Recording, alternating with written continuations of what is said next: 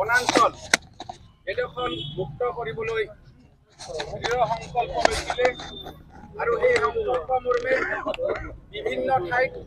বেদখল মুক্ত হৈ আহি আছে আৰু পৰ্যায়ক্ৰমে অসমখন বেদখল মুক্ত কৰিবলৈ অসমীয়া ৰাইজ তথা আমাৰ ভাৰতীয় জনতা পাৰ্টি সংকল্পবদ্ধ। ভাৰতীয় জনতা পাৰ্টিৰ সংকল্প আৰু মূল শ্লোগানে আছিল জাতি মাটি ভেটি ৰক্ষা আৰু জাতি মাটিৰ ভেটি ৰক্ষাৰ যি সংকল্প আজি সিদ্ধিলৈ ৰূপান্তৰিত হ'বলৈ গৈ আছে সেইকাৰণে সিদ্ধি হৈছে বহু পৰিমাণে আৰু বাকী যিখিনি আছে আজি আপোনালোকে নিশ্চয় গম পাইছে যে আমাৰ অসমৰ যি চৰকাৰী ভূমি জলাশয়ে হওক বা চৰণীয়া পথাৰে হওক গো ৰিজাৰ্ভে হওক বা আমাৰ ফৰেষ্টে হওক বনাঞ্চলেই হওক সকলোখিনিতে বেদখল হৈ আছে। বনাঞ্চল কাটি ধ্বংস কৰিও তেওঁলোকে আমাৰ চৰকাৰী ভূমিত বেদখল কৰি আছে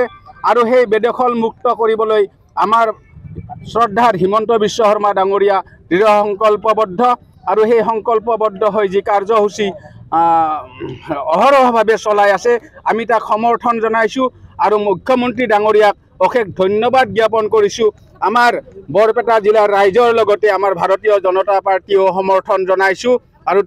তেখেতৰ কাৰ্যসূচী মতে তেখেতৰ কাম কৰি থাকিবলৈ আহ্বান জনাইছোঁ। আমি অসমীয়া ৰাইজ আমি অসমবাসী ৰাইজে আমি অন্যায়ৰ বিৰুদ্ধে সদায় আছোঁ কাৰণ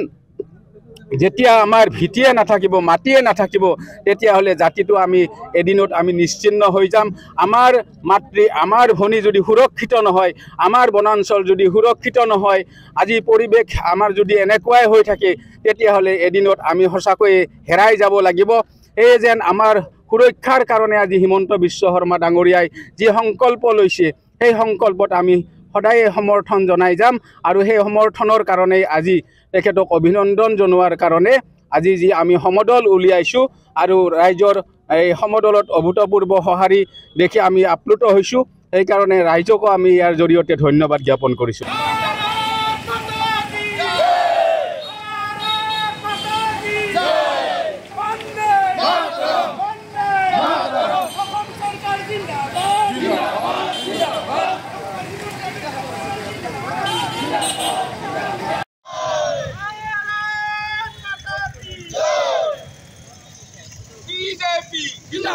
বিজেপি জিন্দাবাদ অসম চৰকাৰ জিন্দাবাদ অসম চৰকাৰ জিন্দাবাদ হিমন্ত বিশ্ব শৰ্মা জিন্দাবাদ